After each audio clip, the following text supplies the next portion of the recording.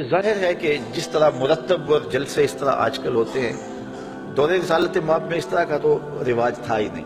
اب جتنے بھی مسالک اور مذاہب کے در ہوتے ہیں، پروگرام ہیں، جلسے ہیں، تقریبات ہیں، جلوس ہیں، تو اس طرح کا سٹائل اس دور میں تو یقیناً تھا نہیں۔ مرور زمانہ کے ساتھ جو یہ چیزیں آ گئی، لیکن روح اگر وہی ہے تو اختلاف نہیں ہے۔ باقی اس عنوان سے بیٹھے ہوں، بات کی ہو، تو یہ صحیح حدیث سے ثابت ہے۔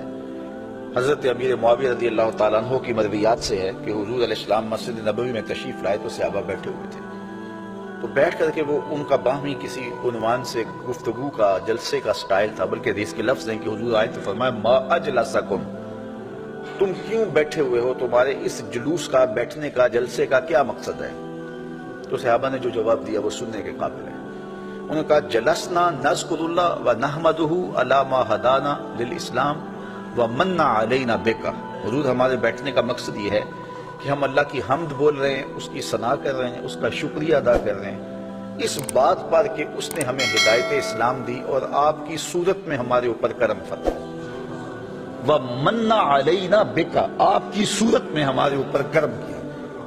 اور اگر اس کو حضرت حسان بن ثابت کے لہجے میں دیکھنا چاہو تو ان کے صریح لفظ یہ ہیں من علینا ربنا ام بعث فینا محمد صلی اللہ علیہ وسلم، ہمارے رب نے ہمارے اوپر احسان کیا ہے کہ محمد عربی عطا کر دیا۔ اور اگر اس کا اردو میں منظوم ترجمہ چاہو تو یہی ترجمہ ہوگا فضل رب العلا، اور کیا چاہیے، مل گئے مصطفیٰ، اور کیا چاہیے، من علینا ربنا ام بعث فینا محمد۔ تو انہوں نے کہا کہ ہم اس پر اللہ کا شکریہ ادا کر رہے ہیں کہ اللہ نے آپ کی صورت میں ہمارے اوپر احسان کیا ہے۔ جب صحابہ نے یہ بات کہی تو حضور مسکرا کے گزر جاتے، کہتے کہ اچھا کام ہے، اور اگر اچھا نہیں تھا تو روک دیتے، لیکن حضور فرمایا کیا صحابہ تم اس بات پہ قسم اٹھا سکتے ہو کہ اسی لیے بیٹھے ہو؟ تو صحابہ کو حیرت تو ہوئی ہوگی کہ اس بات پر قسم لینے کا کیا مقصد ہے، لیکن حضور نے کہا تو انہوں نے برجستہ عرض کی حضور ہم اللہ کی قسم اٹھا کے کہتے ہیں اسی لیے بیٹھے ہو۔ حضور نے باقاعدہ حدیث میں آتا ہے، مسلم کی روایت ہے، سنن نسائی میں ہے، باقی کتب حدیث میں، حضور علیہ السلام نے ان سے قسم مانگی، مجھے قسم دو کہ تم اسی لیے بیٹھے ہوئے ہو۔ تو صحابہ نے عرض کی حضور ہم اللہ کی قسم اٹھا کے کہتے ہیں ہم اسی لیے بیٹھے ہیں۔ تو حضور نے قسم مانگی ان سے، اور انہوں نے سب نے باقاعدہ قسم دی، ہم اللہ کی قسم اٹھاتے ہیں، ہم اسی لیے بیٹھے ہیں کہ آپ کی صورت میں اللہ نے جو ہمارے اوپر انعام کیا ہے اس پر اللہ کا شکر ادا کر رہے ہیں۔ تو جب صحابہ سے باقاعدہ حضور نے قسم لے لی اور انہوں نے قسم دے دی تو حضور علیہ السلام نے فرمایا صحابہ میں تم سے جو قسم لی ہے وہ کسی تہمت کی بنیاد پر نہیں لی، کوئی شک نہیں تھا تمہارے قول کی صداقت پر کہ میں نے قسم سے تصدیق چاہی ہوں، بلکہ ماجرا کچھ اور تھا، اور وہ کیا تھا کہ میں حجرے میں تھا، اتانی جبریل علیہ السلام، میرے پاس حضرت جبریل امین آئے، تم باہر بیٹھ کے مجلس کر رہے تھے اور میں حجرے میں بیٹھا ہوا تھا، اتانی جبریل علیہ السلام، اور میرے پاس جبریل امین آئے، فاخبرنی ان اللہ یباہی بکم الملائکہ، مجھے جبریل نے آ کے خبر دی اے صحابہ تمہارے اس عمل پر اللہ فرشتوں میں فخر کر رہا ہے، تمہارے اس عمل پر، فاخبرنی ان اللہ یباہی بکم الملائکہ، تمہارے اس عمل پر اللہ فرشتوں میں ناز کر رہا ہے، فرشتوں میں فخر کر رہا ہے کہ میں نے ان کو ایک نعمت دی تھی، کتنے قدردان ہے کہ اب بھی بیٹھ کے اس کا شکریہ ادا کر رہے ہیں۔ اللہ اکبر۔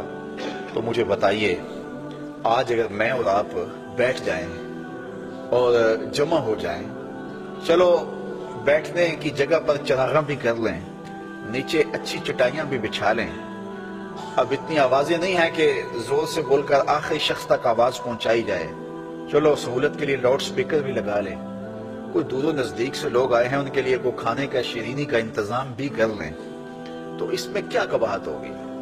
عرس منائے جا رہے ہیں، یہ کوئی اللہ کے رسول کا حکم ہے؟ کیا رسول کے صحابہ کا عمل ہے؟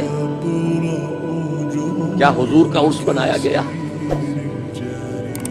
عید میلاد النبی نئی عید ہو گئی ہے، کیا اس کا حکم دیا محمد رسول اللہ نے؟ وہ اپنی ہی ایجاد کردہ روایات ہیں، اپنی ہی ایجاد کردہ بدعات ہیں، اپنی ہی ایجاد کردہ رسومات ہیں، ان پر لگے ہوئے ہیں اور دعوے کرتے ہیں اللہ سے محبت، رسول کے عشق میں، جبکہ ان کے عمل میں نہ اللہ کی اطاعت ہے نہ رسول کا اتباع ہے۔ تو جو مسلمان بھی ان کے خلاف جہاد کرے گا اپنے ہاتھ سے، اپنی طاقت سے، وہ مومن ہوگا۔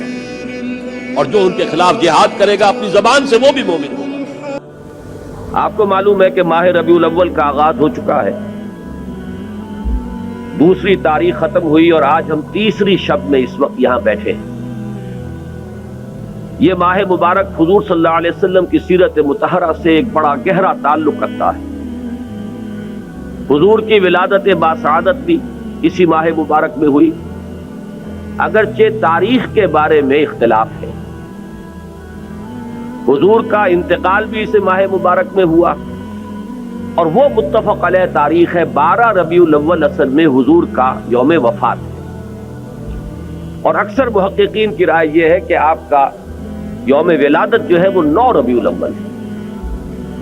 یہی وجہ ہے کہ مجھے یاد ہے کہ ہمارے بچپن میں اس دن کو جو لوگ کچھ تھوڑا بہت مناتے بھی تھے تو 12 وفات کے نام سے در حقیقت یہ نام یاد کیا جاتا تھا۔ حضور صلی اللہ علیہ وسلم کی وفات کا دن ہے، کچھ کھانا پکا کر کچھ غریبوں کو مساکین کو کھلانا، یہ در حقیقت چیز تھی کہ جو اب ہوتے ہوتے اس نے بہت ہی ایک دوسری صورت اختیار کر لی ہے۔ اب یہ ایک جشن بن گیا ہے اور ایک عید کا سا سما، بلکہ واقعہ یہ ہے کہ جو اصل 2 عیدیں ہیں وہ کہیں پیچھے چلی گئی ہیں، اور یہ جو 2 عیدیں ہم نے ایجاد کی ہیں، ایک عید میلاد النبی اور ایک عید استقلال، اگر ہم جائزہ لیں تو شاید یہ 2 جو ہے یہ زیادہ فور گراؤنڈ میں آ چکی ہیں۔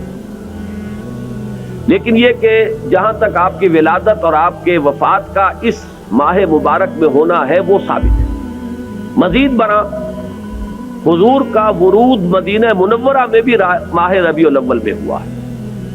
اس پہلو سے اگر اس ماہ مبارک میں ہم سیرت النبی کے مطالعے کا ایک خاص موضوع رکھیں، کسی تاریخ کے تعین کے بغیر اس مہینے کی مناسبت سے سیرت مطہرہ پر گفتگویں ہو، غور و فکر ہو، اور اس میں بھی عملی پہلو سامنے ہو، اتباع کا جذبہ ہو، سمجھنا سمجھانا اس لیے ہو کہ اس پر عمل کرنا ہے، تو یقیناً یہ چیز ہمارے لیے بہت مفید ہوگی اور ہمارے بہت سے امراض کا شاید اس سے مداوع ہو سکے۔